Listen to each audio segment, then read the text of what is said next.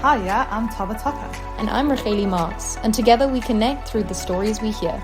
During our episodes, we hope to learn, revolutionize, inspire, transform, and bring relatable content to you.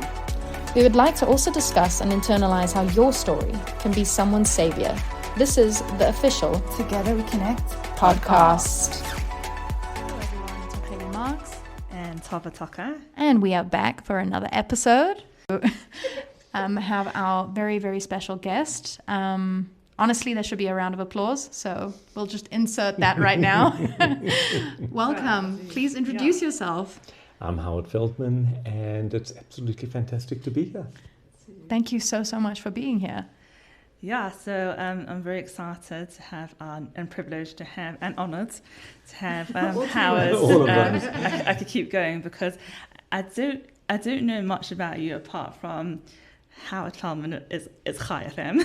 The name, the face. So I met Howard literally. I saw him in a coffee shop. First, just wanted to check that's Howard. He said, yes, he is Howard. Normally I say it depends who's asking because, sometimes not everybody's a fan. You don't want everyone to know. COJ down your neck either. Mm-hmm, so then you're not Howard Feldman. Right, exactly. Don't know who you're talking about. Yeah. And I asked, he interviews so many people. And I said, has anyone interviewed you? And he said, not many. So today we are very excited, because it's sort of a mystery for us. And without further ado, can you tell us what made Howard Feldman who is sitting here today? Wow. Okay, so that's quite obviously a big very, question. Very big question. So what am I here, sitting here today? Today I am, I guess, the CEO of ChaiFM. I have a morning show. I'm a writer, I'm a columnist, a writer, maybe a bit of a provocateur. I start with people, and I feel to some extent a member of a representative of our community in South Africa, and maybe a bit broader than that. Husband, we've been married for 35 years. Have 5 children, 4 of which are married. We have 4 grandchildren. Wow. And that normally is something that I'll talk about my wife because she's an adult. I never really talk about our the kids, babies, even though they are kids, but because there's a lot of people out there that really aren't fans. And that is me today. My journey has been an extensive one. Grew up in Johannesburg, Yeshiva College, went to Wits, did law. I became a lawyer, went into the mining business. From mining, I became a commodity trader. I traded. That's so different to where you are now. Oh, exactly. No, unrecognizable in many ways. And that really was my journey, because I became this commodity trader. I was traveling 2 out of 4 weeks of a year. It was a very, very materialistically focused area. You had to always be have the right watches, wear the right boss suits, have the right luggage. And our background, we're both actually from England. Right. We both were born here but grew up in England. Right. And then we're fitting into boxes.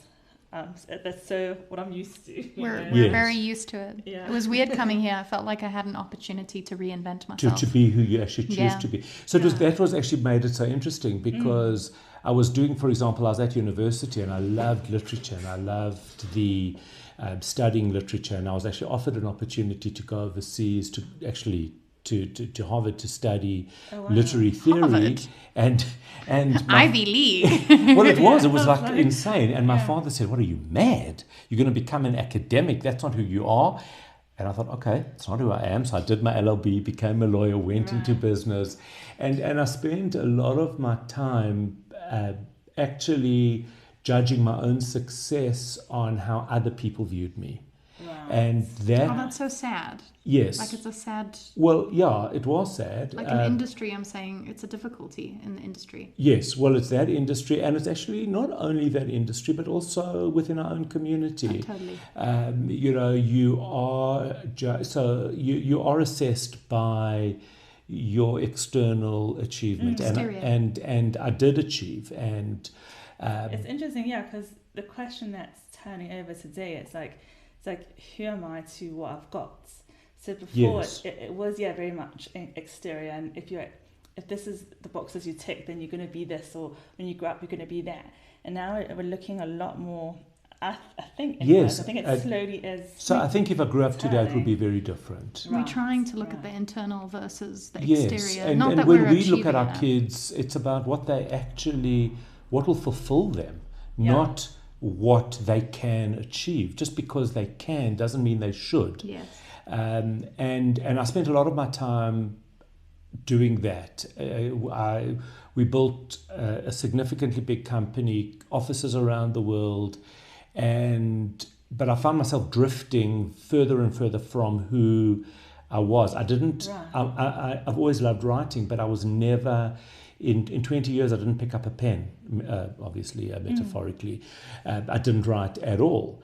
And then I had an incident where we had offices in Melrose Arch, and I left. I was driving this fancy sports Jag, drove to my lawyer to a meeting, and I looked up and there was a guy with a gun at my head, and he wanted my watch and the whole spiel. And I went inside and I called my wife, and she said she'll come, and I said, why? It's fine. No, I wasn't hurt. Everything's okay. And I kind of just carried on, and it was my eldest son's wedding 6 weeks later, and it was a beautiful simcha. And then on the way home, I was followed. Now this is 6 weeks later, and then it was actually at our house where I was stopped, and I remember the feeling of, if I stop and give into this, then I'm giving into this.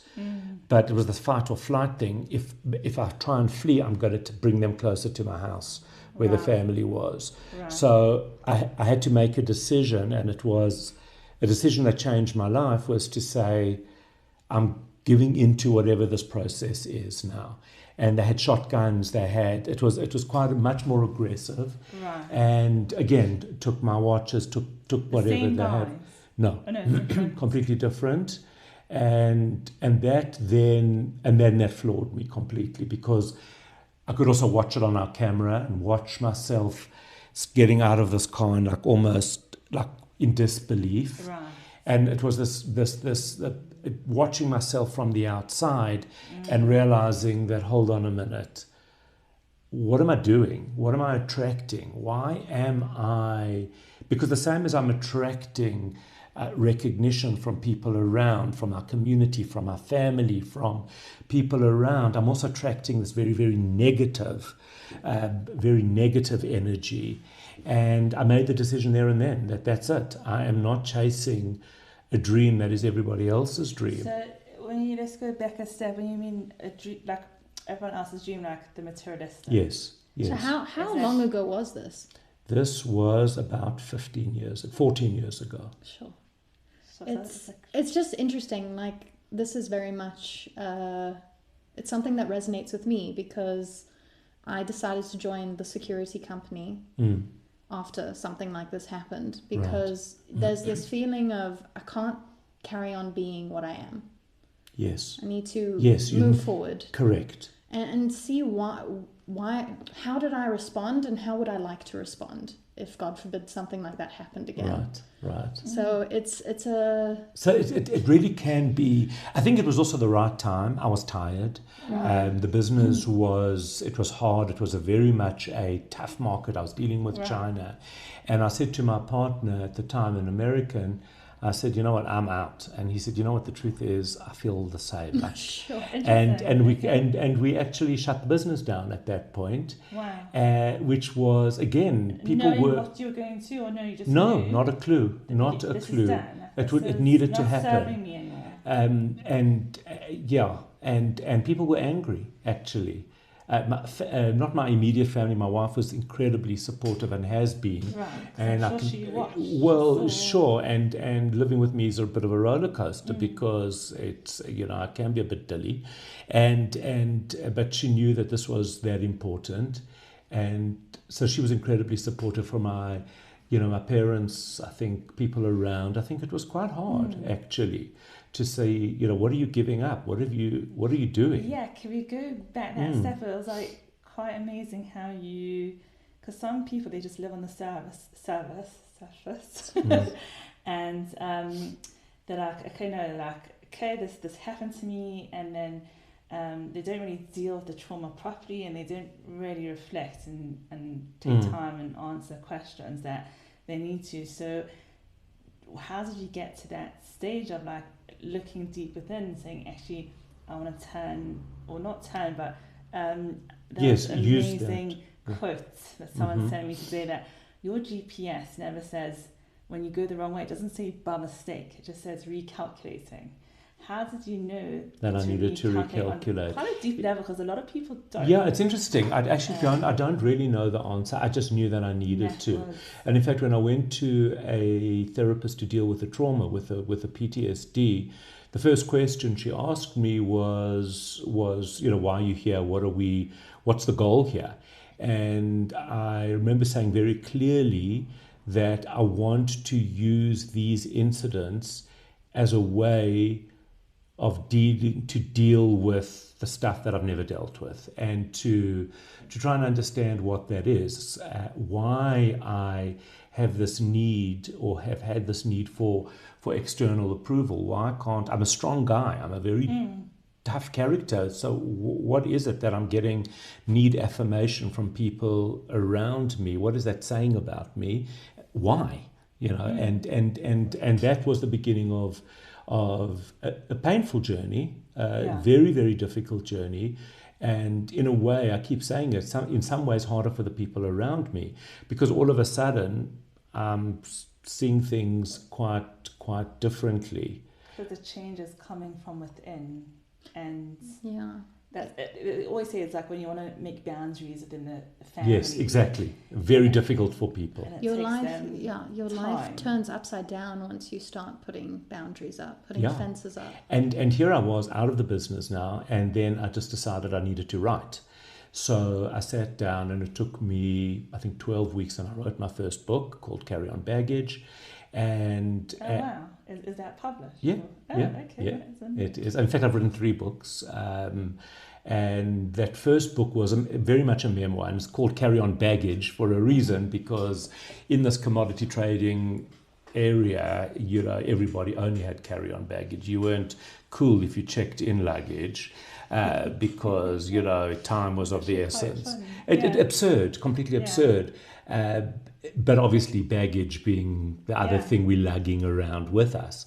And it was that was probably my most important cathartic exercise, because I wrote this book, and then I had to sit with my parents and go through it in terms of some of the things that I dealt with in this book, one of which was a not uncomplicated relationship with my father, because I wasn't this, my father was very, sporty and an engineer, and I just wasn't any of those things. So, and we never quite found that common ground. And so in a way, the approval that I was seeking was his. Throughout my life, because he was the guy that said, well, you're not going to be an academic, you're going to do law, obviously. So I did that, and I proved that I could do all of those things. So it was quite hard for him, but at the same time, sitting down, going through that manuscript with him, and I did it a few weeks in a row with my parents, sat and went through it with them, just out of respect. I would never have published without making sure that it was dealt with. And there was stuff in there were things in there that were hard for them, for it to be there, but it was all the truth. This just sounds so incredibly brave. Yeah. It sounds like a very brave moment for you to actually go to them and share. And say be the authentic self rather than cover up or justify And showing it what with- everyone wants you to show. Yes, but it was very hard for them as well, I'm sure. Because like people would say to my father, have you, what do you think of Howard's book? And he'd say, like, really? Has he written a book? I didn't know. Like he would, play a Mess with little them. bit. But in a way, I think it must have been very hard for them. Sure. Nobody wants that necessarily. But I've written a memoir, and it's hard because we deal with things with her. And there's no doubt my kids can write a book that will have some very painful things about me as a father and my wife and the as a relationship mother. now with your father? So he passed away. But the incredible thing is that by the time he passed away, I was very much at peace with that relationship. Sure. And was with him sort of every day in the journey while he was ill. My kids have made sure that my kids were deeply, deeply respectful, adored my parents. And when he passed away, I feel very, very, very privileged that I was actually able to settle that relationship, because not everybody does. Yeah. And I think that we spend, we can be as big as old and I think we're as smart as we are, but that relationship with our parents never goes away. And I do feel very blessed and privileged that I was able to do that. Was there a level of because I'm trying to think of the word, forgiveness here is coming up for me, did you forgive him first within yourself, and then you felt very lucky and privileged that that peace was forgiveness from him? I did, because I think as I went through my journey, I realized, now, first of all, the stories we tell ourselves are our own stories. There are 4 of us, and each of us in our family has our own story and has our own version of reality. Yeah. And we reinforce it. We've got this. We do that all the time. Our beliefs. Yes, in fact, I talk about this in one of my books, where my son, who's my third son, has this thing that, he's a third and he's ignored and we never hear him. And we were actually just sitting around, and my wife was in the kitchen, and she called his name and said, "Do you want something to eat?" And he didn't hear it. And then she called again and she called again. Right. And I said to him, there's such an interesting exercise here. Had it been the other way around and you were calling her and she didn't hear you, you would have used that as yet another layer to say, you see, hey, everyone ignores me. No one listens to me. And we do that. I didn't mean that in a terrible way for him. It was just, I was trying to illustrate that point, and he understood that. They call it a reference point. Yeah, because we do that. So therefore my story, maybe, my father wasn't that which I perceived him to be. Right. So in a way I had to come to terms with myself before I could say forgive him. And I also recognize he was limited. Yeah. And I think his generation was very limited. When we think about, his parents were immigrants, they didn't speak the language, he had to put himself through varsity university financially. It was a hard life. They were never taught skills to express themselves, to show vulnerability. They just had to get on with being, and I had to accept that, and I did accept that ultimately. Wow. It also sounds as though, in a lot of ways, you were going to carry on living the way the elder generation had been living. You could have easily, but there was this moment and this pinnacle in your life, a catalyst, some people say, where you all of a sudden are like, wait, I don't want to live like this anymore. Exactly. Right. And you turn that around, and although that is difficult, and it always is, every single person who experiences that, it's the hardest moment to be like, but something I'm so grateful for either way, because what's the alternative? You continue to live as a shell until you can't anymore. I think it's also when you really look really hard at yourself in the mirror, and you're like, I can't change anyone else in the reflection but me. Correct. And you it's a hard concept but also very empowering Yes. once you understand it. Yeah, but it is hard. To hold that mirror up close is enormously That's difficult. what I want to get into. I want to get into the mess. Mm. The real mess of the story is that you had this traumatic event, and then you said some family members or friends probably didn't. I lost friends lost along friends. the way. So what did you start to realize the changes you wanted, and what sort of habits and practices? And then you said you wrote a book. So I think there's quite a lot of questions here. One is like in terms of supporting your family. Then also you said relationships going forward. Like how did the Howard I think they all come into one. Yeah. So basically is what I'm trying to get is the Howard that's sitting in front of us today, who's ChaiFM and busy with your family. How did you get to that from this event that turns Right. your life So around? the journey is a messy one because it's never, when you look back on it now, well, it's all perfect because I'm here. I'm here. Exactly. And not only that is the journey that I've been on was all leading me here. It was all leading me to a position where I could step into ChaiFM, which is a critical Jewish voice for our community, also for non-Jews, but and allowed me to be a representative in many ways of our community. It brought everything together, but it doesn't just happen. So what did I do is I started doing after the book. And because the book was fairly well read, I could do presentations and I could do talks and conferences and things like that. And I started doing that. Marketing and this type of thing, because I was at commodity trading, was also part of it.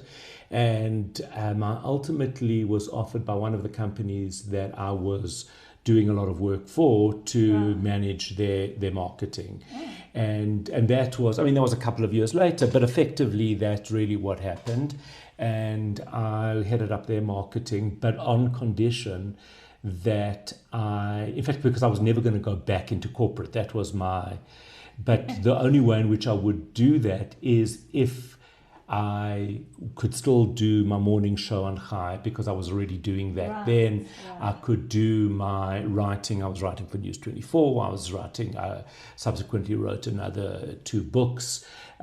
So all of that had to be part of what I was doing, and they were comfortable with that because I was bringing this other angle to everything. So you're like a contractor, you're more like freelancing, which is fantastic. So that was, and that was for a while. That eventually, I stopped that last year when I started getting much more involved with Chai, and that was a perfect time because the founder of Chai, Kathy Kadak, she was exhausted from this, and I could see that Chai needed. It needed funding. It needed a different energy. The responsibility is huge, beyond anything that's describable, to be honest. And we can talk a bit about what that means. But yes, all of and look, I do remember. In fact, at one of my, I remember standing at the Kotel actually maybe a year or 2 after this whole cataclysmic, and I remember saying like, what's my job? What do you need from me? Like I know that I've got purpose, and I know that I've got so much to do. I just don't know what the expectation is. Is it going back into business to give money to institutions? Is it to take my voice and go in another? What is it? And it was Did he answer you? Yes, I did get an answer. Not in the moment, and but I was so open to being aware of my responsibility that I ultimately did get the answer. I just didn't get it in a sentence. Coming to ChaiFM. Well, it wasn't coming to ChaiFM. It was, and then COVID happened, and one of my good friends is Dr. Anton Marburg, and I said, we're going to do a podcast every week. And then just to help people through this. And we had over 1 million views on this. Yeah. Every week we would meet because he was on the front powerful. lines. And we made a difference to people's lives. I was writing weekly for News 24. I was writing, as I do now, for the Jewish Report. All of this became a way. I was on radio often on let's say, ChaiFM and all the other radio, just to help people through something. And then once again, October 7th happens, nearly 3 years ago, and News 24 fired me because they... Did you? Or? Well, I wouldn't say so. They fired me because of a tweet when Israel had the pager attack on Hezbollah. They said I glorified violence. I don't glorify violence, but I do recognize terror when I see it. So it was, I was warned already by somebody on the inside that they wanted to get rid of me because I never wrote about Israel, really. It wasn't I didn't want to be that guy. Sure. It wasn't my whole focus, but after October 7th, I realized no one else was doing it. So I did, and then a couple of months later they terminated that. So all of that then became much more important for me, excuse me, to and it's crazy to move from the COVID thing now into guiding and offering people information around this. I still had, my morning show anyway, and I was talking to survivors, hostages, experts. How did you get in touch with Douglas Murray? And what was it like meeting him? So I was asked actually by the Jewish Report. They had somehow connected with him, and would bring him out and asked me to be the person interviewing him. What was that like to be able to? Absolutely incredible. I met this Jewish fitness coach. This Yoel Levy, he runs as Batman. He runs. And he's got the superstar following. And I actually said to him afterwards, I'm going back to Douglas Murray for the same reason. I meet a lot of these people. I meet a lot of these so-called superstars. And more often than not... But Batman, you really are meeting a superstar. Yes, well, it is in a way, it's exactly a superhero. And because these guys are superheroes, a lot of them. They're doing incredible things. And more often than not, they disappoint. In fact, they are horribly disappointing, most of them. Because what you see on social media and what you see in the media is just, when you meet them, they lack... It's not real. It isn't. They lack an authenticity, with the exception, there are quite a few exceptions. Douglas Murray and Yoel Levy. And it was so interesting because what I loved about Douglas Murray is we had this whole talk and he was amazing. And then we go into, they give you a room afterwards just to actually breathe because it's very intense. And he wanted a whiskey, and I poured a whiskey, and we were chatting, and then, it's a Jewish thing. So the door opens, and everybody's coming in. Now, they weren't meant to. They were meant to give him a bit of a break. And one by one, people are now talking to him, taking photos, giving him their expert advice. And, Shimon from Highlands North, as clever as he is, it's a made-up name, but Douglas Murray could tell him a thing or two. He does, anyway. And I kept saying to him, do you want me to take people out? I was feeling so uncomfortable for him.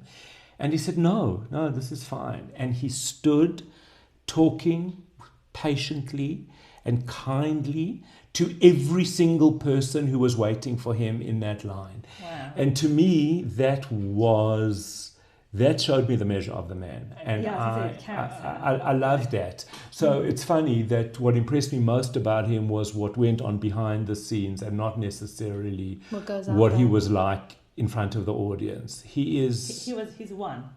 There isn't two things. No. There's one. No. And then again this morning, I, in a way, was a bit nervous to meet this Batman guy because I was fully prepared to be properly disappointed. I was convinced. I was convinced he was going to be. Judging the book by I did by past negative experiences, not with him, but with, and he was incredible. He was. How old is he? 27. Oh wow. Authentic, real. Well, his last posted video where he was seeing a fortune of hatred online. Yes. It felt like a very authentic video. Yes. He just and is. Just spoke from the heart. So he's dyslexic, and he speaks about his learning disabilities. He grew up in England. Sounds familiar. Right. Okay. So I don't need to tell you two about that. What that speech disorder, a speech impediment, learning disabilities, dyslexic, and I said to him, if I had to tell your Levy at 16 that you'd be traveling around the world, talking to crowds, have hundreds of thousands of followers, sitting and being interviewed on the radio, would you have believed me? And he said no. And that's why he spends a lot of time going to schools, talking to kids who are struggling.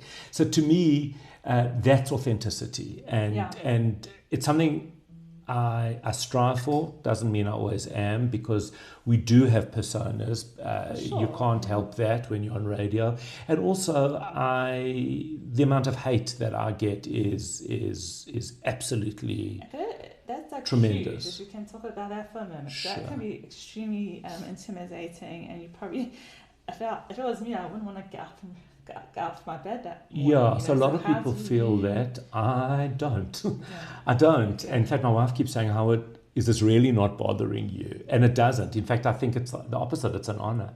If I'm the representative of not of our generation, no, that's arrogant, but of our community, and that hate comes my way and I can handle it, then what an honor. What a privilege that is. That's surely what I've strived for. Wow. So it doesn't hurt me. It doesn't touch me. They call me names. They call me eggheads. They threaten me. So CSO does get all of those messages. But that's, to me, that's an honor. What does hurt me, or what doesn't hurt, but sometimes it does, I guess, is when our community behaves negatively and doesn't understand what we're doing, that there's a bigger picture, and that that they must use their brains, as to why I'm doing something, why, so that's sometimes hard. That's maybe because it gets closer, Family. It's a family feeling. Yes, and it's much, much harder to separate it and push it away. It's an interesting, an example of when a door's stuck and everyone has to have their turn to open the door, because exactly. they think that they can open that door, and it just shows until you're in the driver's seat, you don't know. I also feel like so many people decide I am in the driver's seat and none of us are. Oh, absolutely, we're not. So many. There's one thing I've learned. Someone today was telling me, they were telling me a personal experience they were going through. And she was telling me, everyone has to have their say about it. And it's they think I'm opening up the floor to them. I'm telling you. It's a democratic process. Yes, and the truth is, I really don't care about your opinion on this. This is my life. So I've had to be like that in many ways, because a lot of what I'm doing is very unconventional. Yeah. And it's a new area. I love that. Personally, I'm a big fan. Love I'm unconventional. I'm making this up as I go along, my whole life, really, because who was prepared for this? Who was prepared for COVID? Who's prepared for October 7th? Nothing. No. What's it, blueprint? But what you're saying now is also, what's her name? The conservative Kemi. Yes. What's her last name? I can't pronounce it. Yes. Because I also in the UK, she's awesome. I'm dyslexic and I'm dyspraxic. Verbal dyspraxic. Right. Sometimes I do stumble. Yes. And I'm nervous, but what I love, I think what it she means so said. endearing. Sorry, thank you, my co-host Petty. What I loved what she said was to somebody who was why to one of our clients, was it a member of the public? Yeah. And was having a go at her, why are you supporting the Jews? And she goes, she walks past many schools, and Christian schools, Muslim schools, whatever they are, not religious, who, besides the Jewish schools, who else has security by them? She goes, I'm not going to let this country or the Jews suffer what happened in the 1930s when everyone turned a blind eye. And this lady still had a go at her, kept going, No, having a because go I at her. don't hear And it. she says, it's okay, you can disagree with me, but just accept that. And I think that's what you try to say to people, is like, just you can disagree, but just accept It is, I try to even say to our listeners, hearing another opinion is actually not going to hurt you. It really isn't. It's not going to kill you. Just hear it, because that's too left, that's too right. It's also that's not too, a personal attack. Well, and I think Even if it is, I don't care. yeah, exactly.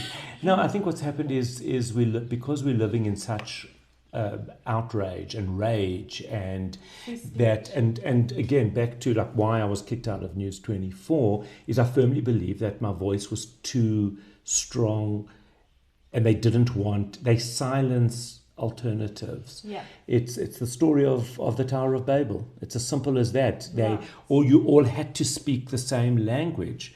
And what was the goal? To take on God. And I feel that we're living in this world of this Tower of Babel again. Everybody has to talk the same. You've got to say the same words. And what is the goal? The goal is to subvert value. I think that's what Brené Brown talks about in The Gifts of Imperfections. Mm-hmm. Have you read that? I haven't. I've read her other one, but I haven't read that. I've read most of her books, and I have to say, I really recommend it to everyone. And there's so much self and self-growth to learn. And she talks about the one election, I think, with Hillary Clinton, and I can't remember who was the that was Trump. It was Trump. It was before that. I'm not so sure, but she was talking about how America became so divided, and communities, and even in her community in Texas, like people who she had spoken suddenly weren't speaking to her because she was voting for the one and not for the other. She says we become so we can't mix amongst other people. We have to be with people who are thinking like that, are stressing like that, like us. She says she never grew up like that. Now it becomes so extreme and so in our boxes that when someone does say the alternative, it's like, you cannot cope with it. It's too painful. I think the most revolutionary person in terms of communication is Jefferson Fisher. I don't know if any of you have heard of him. No, I haven't. I can't recommend listening to him enough in terms of private, personal, and outer relationships. This man is literally a genius. Oh, wait a minute. I have heard of him. In fact, does, But I wonder why he hasn't come up on my feeds lately. Now that I come to think of it. He wrote a book. Is he a lawyer? He's a lawyer. Yeah. He's an attorney. Yes. And the hardest thing that the people who fight against him find with him is that, why aren't you fighting me? Yeah. They're getting so upset. They're like, can you please be in this conversation? He's like, I am, but I'm not fighting you. Yeah, and because you can choose not to. Yeah. And his biggest thing is, you don't have to agree with me. That's fine. Yeah. And I don't have to agree with you. It's so uncommon that's the problem. And you can still understand somebody, and that's the biggest shock. Well, I think the problem is that there's there's a very specific intent not to understand another side. Also, confidence is also very much... it's something that is very confused for arrogance these days. Yes, and it's it's true very difficult to be able to tell what is what. And when I do sit with you, I do feel like I'm getting a huge level of confidence. And the fact that you do share your opinion isn't coming from an arrogance. It's coming from a point of view of... look, I can definitely be a bit arrogant. I do have that. I try and... It is about actually having the moral... courage to stand up and look, it's very difficult, because I do often say to people, like in our community, not everybody can do it. People have constraints, maybe from a work point of view, maybe from all sorts of other reasons that they can't stand up in the same way. I'm in a privileged position because I've made it my life in a way. So you're not going to get me fired from my job because you don't like what I'm saying. It's not going to impact. That said, since October 7th, I've not had one corporate speaking engagement. Not one, because I'm too controversial. Right. And the truth is, I'm not I was part You're just of the... honest. But I was part of the, I'm told I'm a racist every day. I was part of the anti-apartheid movement at university. I was on the Law Student Council. I was as part of the first non-racial Law Student Council at WITS. my parents were worried that I was getting involved with all of Being this. too open-minded. Too liberal, you know, you never know what. And then all of a sudden, I'm told I'm a racist because I support Israel. So it's the maddest thing. Because they're seeing it from their perspective. It's their like reality. That quote of like, you see it from where you are at, not for what it is. Correct. As you were saying earlier. Yes. Do you feel that so now I'm going back to Howard 14 years ago to Howard who is now, that you have a lot more of a creative flair and that's who you are? Because the corporate world was so rigid. So yes, I've always had it. I would do public speaking. I love to write, but then when you go this journey, there's literally no space for it. There's no room. Yeah, and they're not willing. They're like, no, nah. it's just not the world and often when I talk to guys, and especially people that are having doubts about what they're doing, I say to them, try and find a creative outlet. You don't need to do what I did, was go from there to there. You don't need to have necessarily that breaking point that you realize this is not sustainable. Rather find creative ways. And I think people are better at it. You know, I see a lot of my friends are involved with other things, whether it's working in community security, and some of it's creative, some of it's not. It doesn't need to be all creative. That's my outlet, correct. Yeah. And I think that people accept today more readily, that you can do that. My father would wake up, go to shul, go to work, go to shul, come home. That was it. Yeah. That was it. I don't remember him reading a book. I don't remember him... yes, on the weekend maybe he'd play sport, but there wasn't a lot of breathing space for anything else because your responsibility was whatever it was, your family, etc., your job, etc. And I think today it is a bit different, and I think that I think it's healthy. I think it's much better. Something that you've really brought to light just by saying what you were saying now is that your father didn't face a specific battle that you had to fight in your life. And that was all of a sudden realizing that, wait, what am I doing? This is not what I want to do. And now you have given your children the opportunity to not need to fight such a battle. To not repeat. Yes. Correct. To break that cycle. Yes, to break the cycle. And honestly, if more people were able to do that, it would help the next generation enormously. So it would, but it's also much harder for them in a way because, and I see that with friends who don't have that approach, they're saying to the kids, you've got to go to varsity, university, you can choose one of those things, but that's what you're going to do.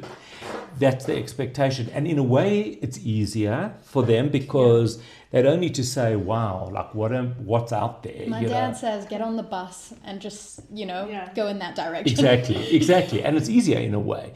But I think it's more problematic later if it doesn't fill you. I think a lot of people are happy, are not unhappy with that. Some people are, and correct. They must carry on. Exactly right.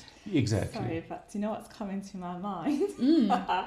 This is where my creative. Do you know Julie Andrews from Sound of Music? Yeah. Maria, she starts off being this nun. Yes. And the nuns can't stand her, and then because what came to me when we were discussing confidence, funny, the song came to me.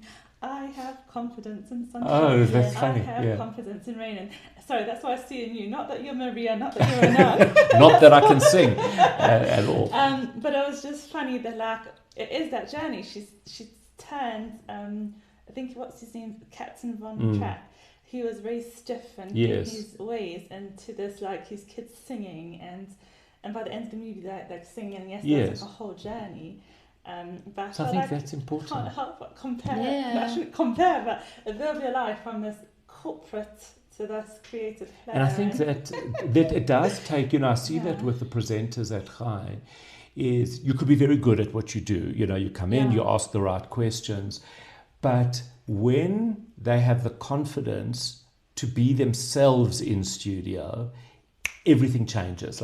It becomes magical because suddenly there's a whole person there, and it's fun and it's interesting because they have the confidence be who bring their full selves to that, and that's what I try and do. And sometimes my family will say, Dad, that was like a little off the wall. And that's okay, you know what. And you're like, I loved it. Exactly. And, it's I think often my people will go around and they'll talk a little bit about this podcast, especially in our communities. Yes. And like one of the things that I've heard, and we don't get a fortunate comment one day, please God, but one of them was like, oh, you're like really so funny. That's what someone was saying. And to me, I'm pretty sure it could be either a good thing or a bad thing. Yes. I don't really mind. Like, I don't mind their perception. The point. Exactly. But the first thing is that people are going to see whatever they want to see.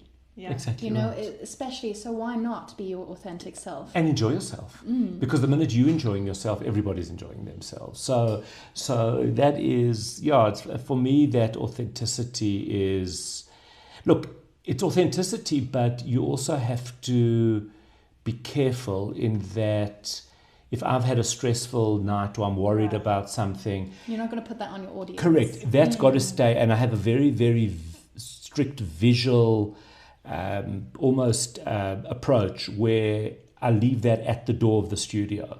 That's not allowed in. I'll pick it up when I leave, but it's not coming in. And in fact, I was interviewing somebody the other day, and they had their phone and it was on silent, which is fine.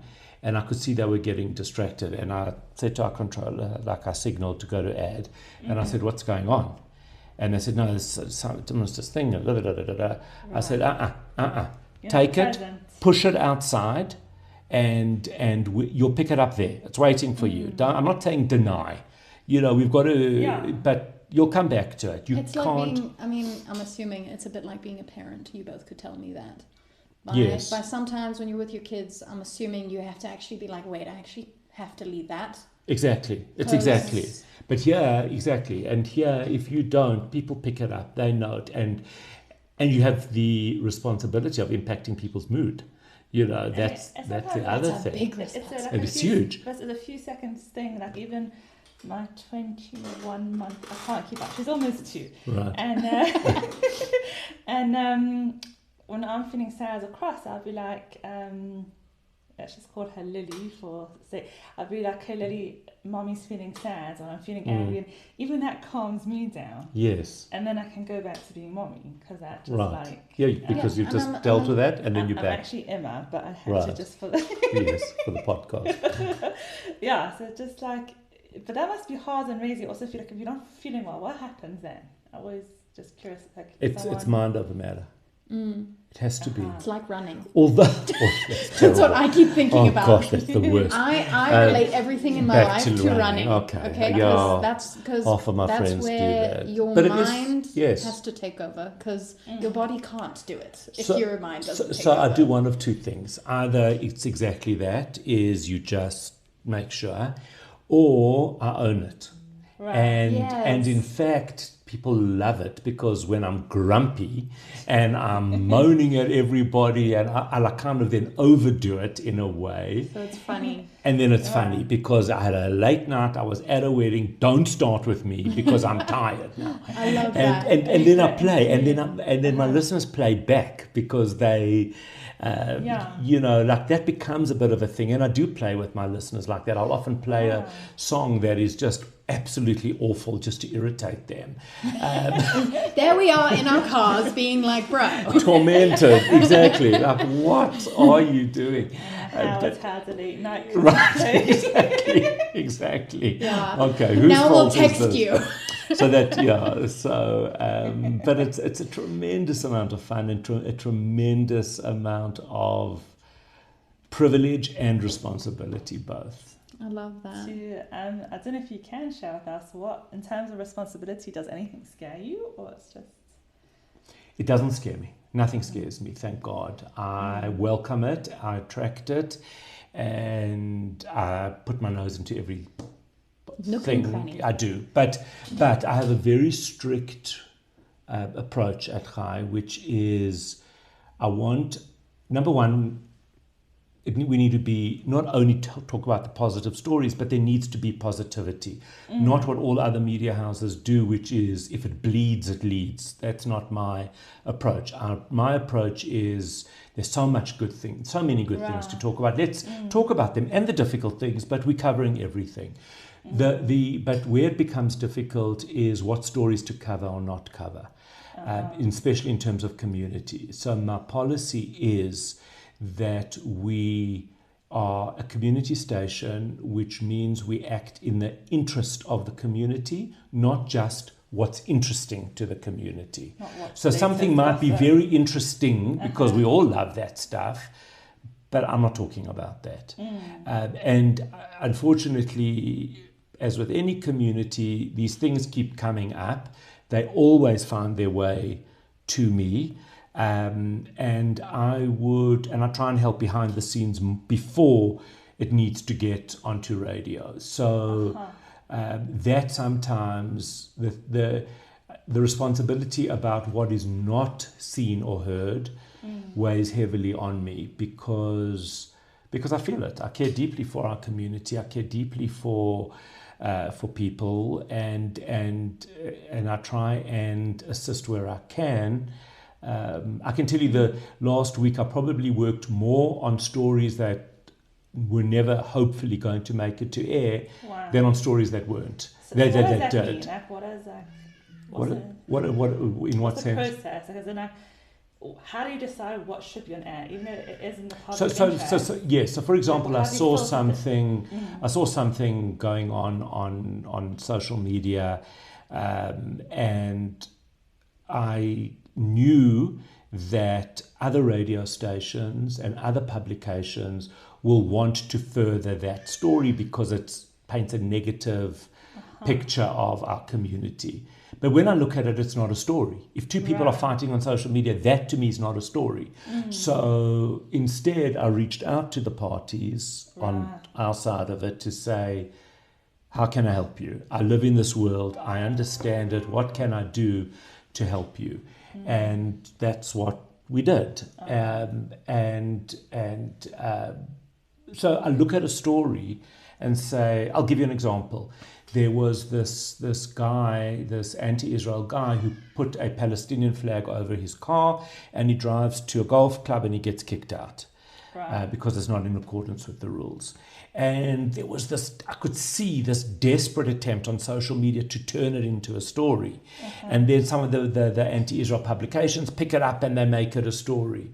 I sent a message out to our presenters to say, I've guys, specifically heard this one. I've heard this story. And I said it's not a story. It's not a story. A guy puts a flag on his car. Whatever. It's inappropriate. It's against the rules of the club. I'm not feeding other people's agenda. But it's an agenda for somebody else. It's not for us. So it might be interesting to the community because we like to be upset by these things in a negative way, but it's not in our interest. And so we didn't cover the story. And I think you must probably deal with so many petty things like this, like where you probably are like rolling your eyes at some of the stuff. Yes, I'm never covering a story about the tuck shop at school. Never, ever, ever.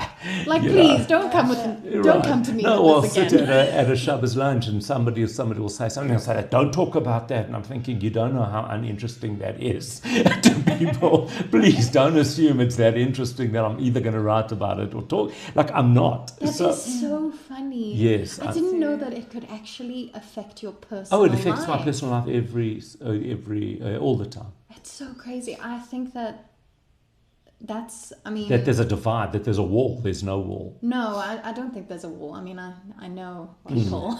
Yes. But I'm saying, I wasn't thinking like, oh, you're at a Shabbos table and someone's like, don't say that. Don't say, not in front of HOWARD, but like, Don't say it in front of Howard.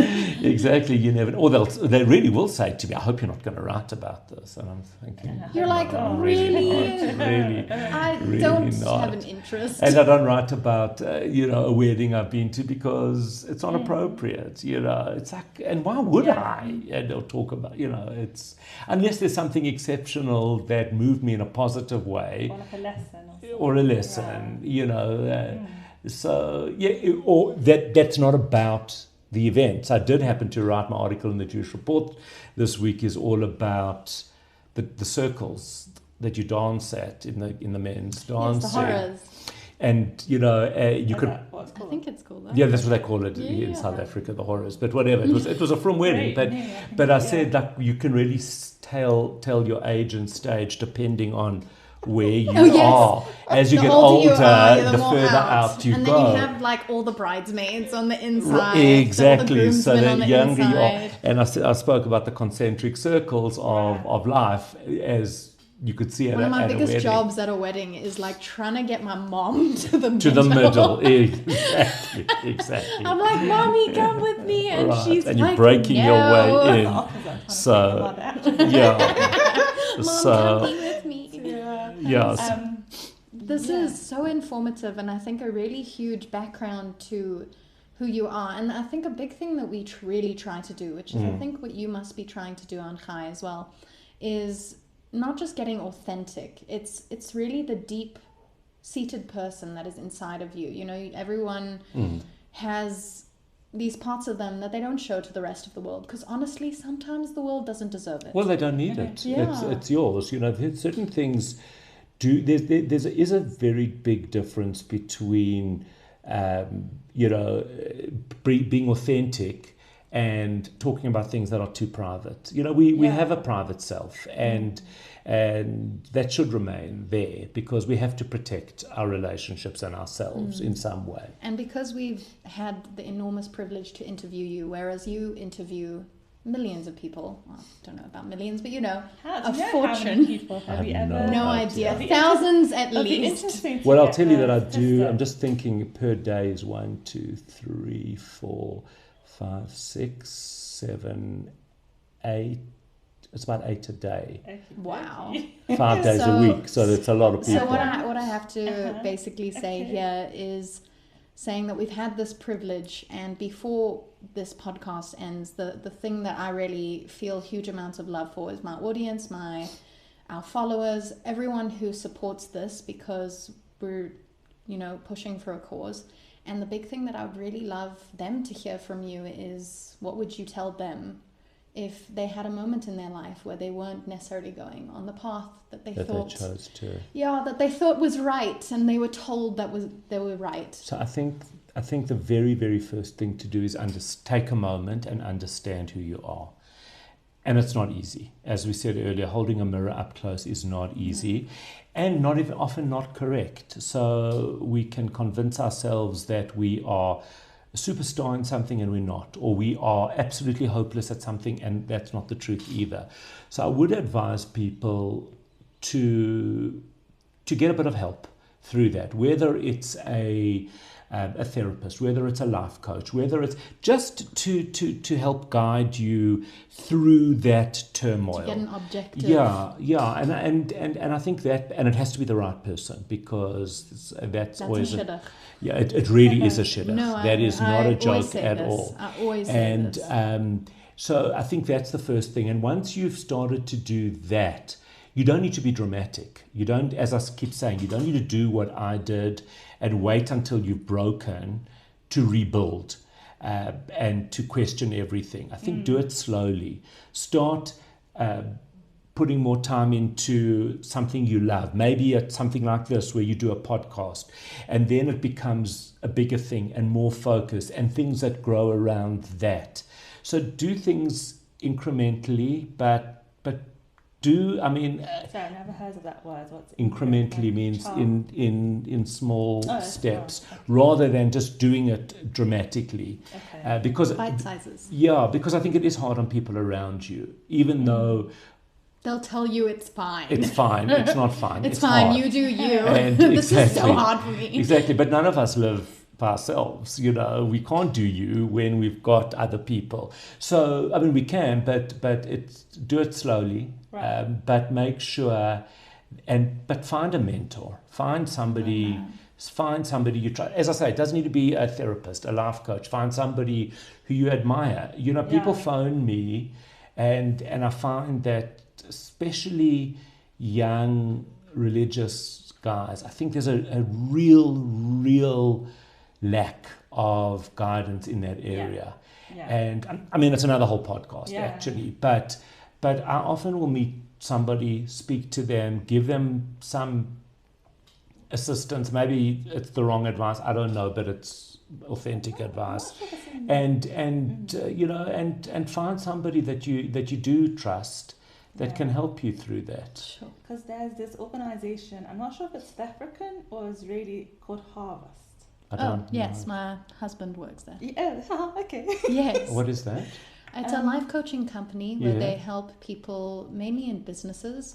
I actually don't want to say this wrong because he's going to listen to this and going to be so like, maybe better no, not. but But is that what they do? they mentor and they That's life wonderful. coach. That is wonderful. It's male orientated, no? Like it's, I think so, yes. yeah, I think.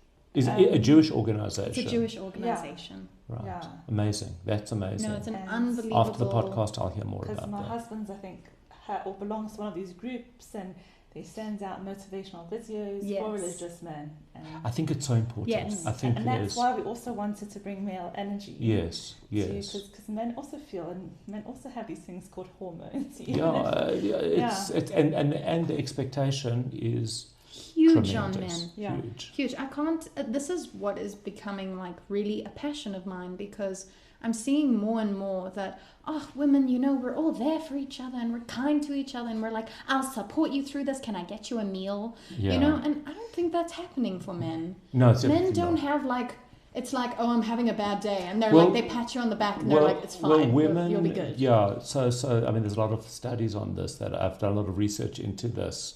I wrote a book called Smile Damn It, and that is it's called Smile I Damn It, love that. and it's all about this sort of I thing. love that. And the research shows that women at some stage are much better at identifying feelings, at working through things, whereas men will go and play sport. They'll go and they'll go drinking, they'll go gambling.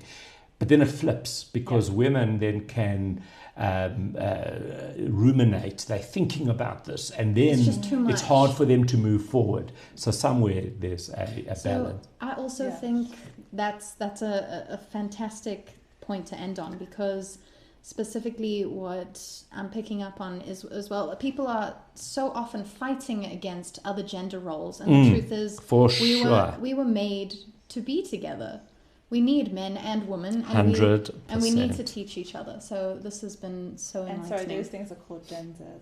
Oh, so we can't go there. Can't say That's confidential, another but whole conversation. But yeah, but thank you yes. guys. No, I don't know. But before we end, we always like to end on just saying one thing that we're grateful for today.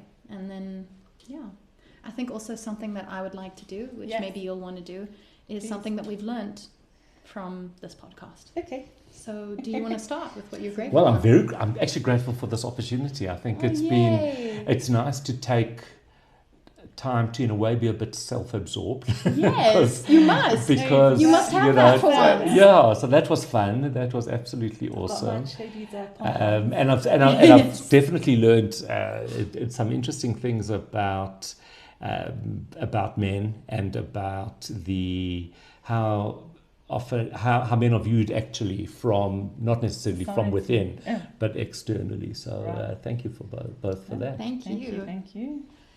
Sorry. Is this still recording? Yes, sorry, we just had a we'll little have to- slight hitch there. Sorry. So firstly, I just want to say something that I've learned, and so many things, but something that really hit me hard was the moment where I'm trying to remember the exact thing you said, but Should I? yeah, let me think about it first. So I'm just incredibly grateful, first of all, to my co-host for this opportunity I'm grateful for you. that we could then 3 years later come across Feldman and Urban and Grind to get him to come How on you here. did. No, but just thank you. What I learned, and I'm very grateful, is I'm grateful for my purpose and understanding my why.